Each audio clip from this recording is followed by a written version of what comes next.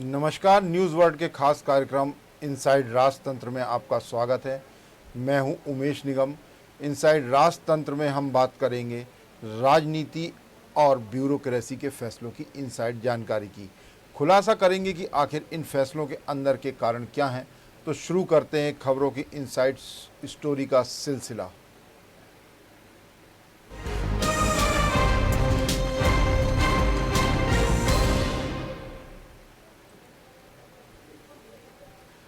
प्रदेश में कोरोना की तीसरी लहर आने के पहले ही 18 साल तक के 53,086 नाबालिग कोरोना से संक्रमित हुए।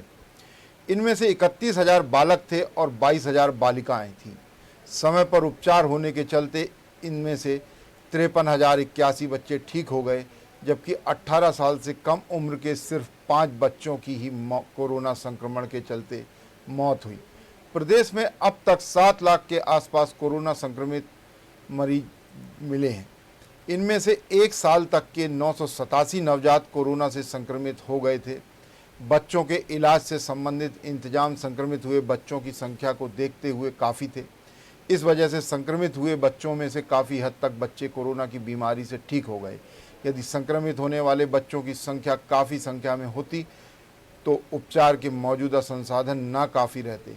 इसलिए कोरोना की तीसरी लहर आने के पहले प्रशासन को सतर्क होने की ज़रूरत है, जिससे पीडियाट्रिक्स से संबंधित मेडिकल संसाधन का समय रहते इंतजाम किया जा सके। वैज्ञानिकों के अनुसार कोरोना संक्रमण की तीसरी लहर में सर्वाधिक असर बच्चों पर ही होने की संभावना जताई जा रही है। विशेषज्ञों का कहना है कि भविष्य की तैयारी के लिए मेडिकल, डेंटल एवं नर्सिंग के 3rd ईयर एवं फाइनल ईयर के छात्रों को कोविड उपचार में सहयोग के लिए प्रशिक्षण, ट्रेनिंग मॉड्यूल तैयार करना जरूरी है।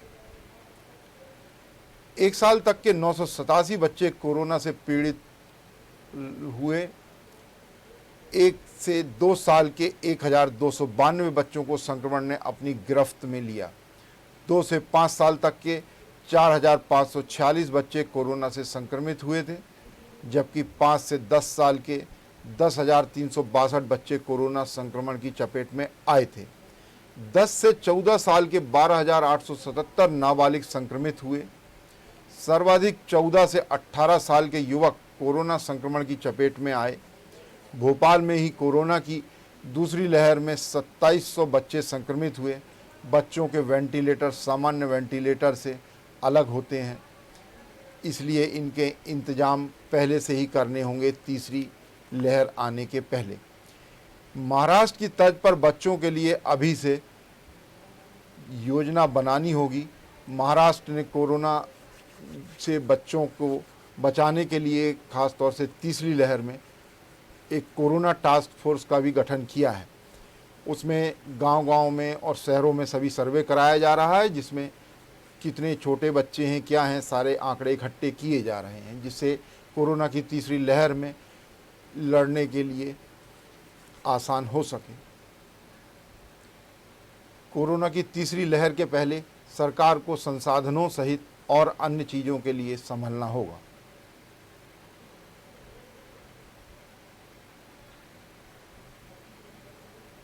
महाराष्ट्र की तर्ज पर टास्क फोर्स बनाने के लिए सुप्रीम कोर्ट ने भी राज्यों को निर्देश दिए हैं। अब देखना ये है कि राज्य सरकारें कितनी तीसरी लहर आने के पहले इंतजाम कर सकती हैं।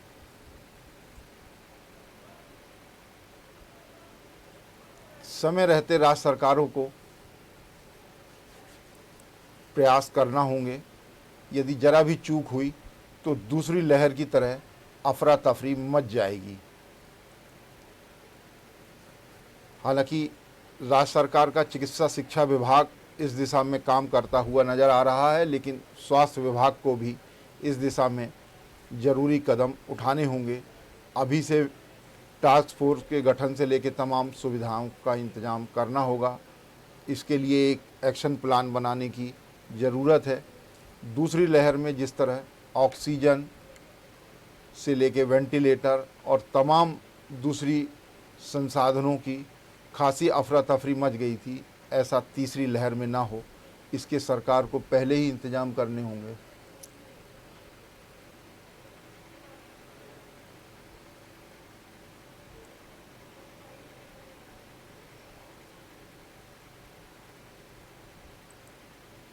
अब बात करेंगे एक और प्रशासनिक खबर की।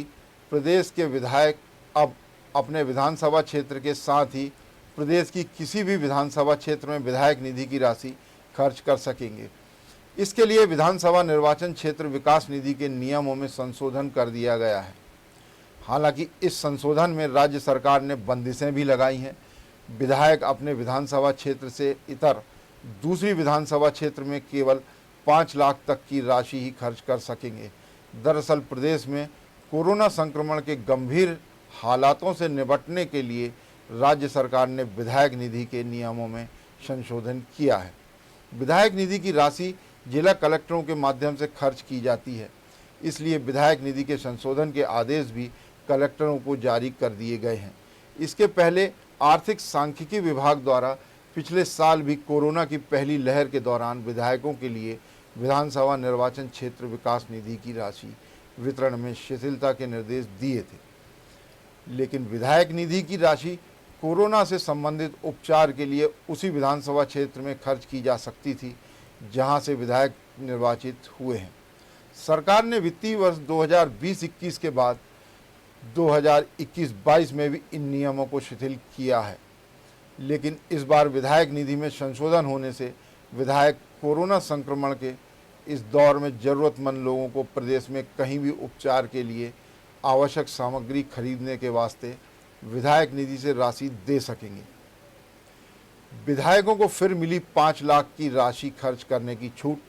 कोरोना उपचार के लिए पीपीई किट, वेंटिलेटर, ग्लव्स सहित अन्य सामान की विधायक निधि से हो सकेगी खरीदी। कोरोना उपचार के लिए जन भागीदारी के नियमों में भी सरकार ने किया संशोधन। जितनी जन भागीदारी की राशि उतनी ही राशि सरकार भी देगी संसाधन और उपकरण खरीदने के लिए। जन भागीदारी से अस्पतालों में खरीदे जा सकेंगे सीटी स्कैन मशीन सहित अन्य उपयोगी संसाधन।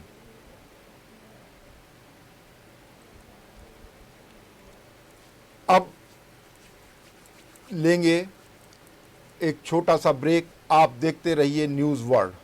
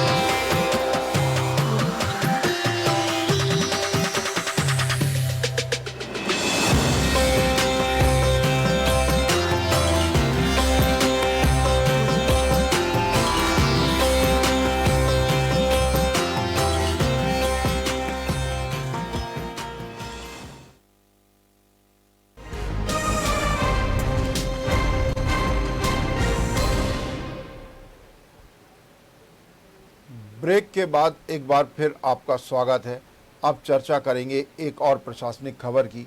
भारत सरकार के स्वास्थ्य एवं परिवार कल्याण मंत्रालय ने वैक्सीनेशन के बाद ब्लड डोनेशन करने के लिए बाध्यता के प्रावधानों में तब्दीली कर दी है। इस संबंध में भारत सरकार के स्वास्थ्य सेवा के अतिरिक्त महानिदेशक डॉक्टर सुनील गुप्ता ने राज्य सरकार को दिशा निर्देश जारी किए हैं। इन दिशा निर्देशों के बाद राज्य रक्तदान परिषद ने सभी सरकारी, निजी अस्पतालों और ब्लड बैंकों को पत्र लिखा है, जिसमें बताया गया है कि कोविड-19 के किसी भी डोज पहली अथवा दूसरी के 14 दिन तक रक्तदान के लिए रक्तदाता का चयन न करें, जबकि पहले रक्तदान के लिए जो प्रावधान थे उनके तहत कोविड-19 वैक्सीनेशन के किसी भी टीके की अंतिम डोज देने के बाद 28 दिनों तक रक्तदान के लिए रक्तदाता का चयन न करने के निर्देश थे। इधर होम आइसोलेशन में रखे गए मरीजों के लिए आवश्यक दवाइयों की सरकारी खरीदी के लिए सरकार ने दवा नीति के बजट के प्रावधानों में भी संशोधन किया है, जिससे कोरोना संक्रमण की चपेट में आए मरीजों को होम आइसोलेशन के दौरान पर्याप्त दवा की आपूर्ति की जा सके। वैक्सीनेशन के किसी भी डोज के 14 दिन बाद कर सकेंगे रक्तदान। पहले वैक्सीनेशन के किसी भी टीके की अंतिम डोज के 28 दिन बाद तक रक्तदान पर थी रोक।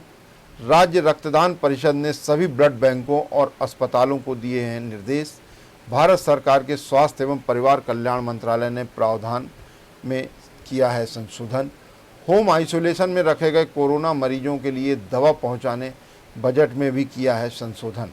दवा की खरीदी के लिए अब रोगी कल्याण समिति कोष, रेड क्रॉस फंड एवं CSR फंड का भी हो सकेगा इस्तेमाल।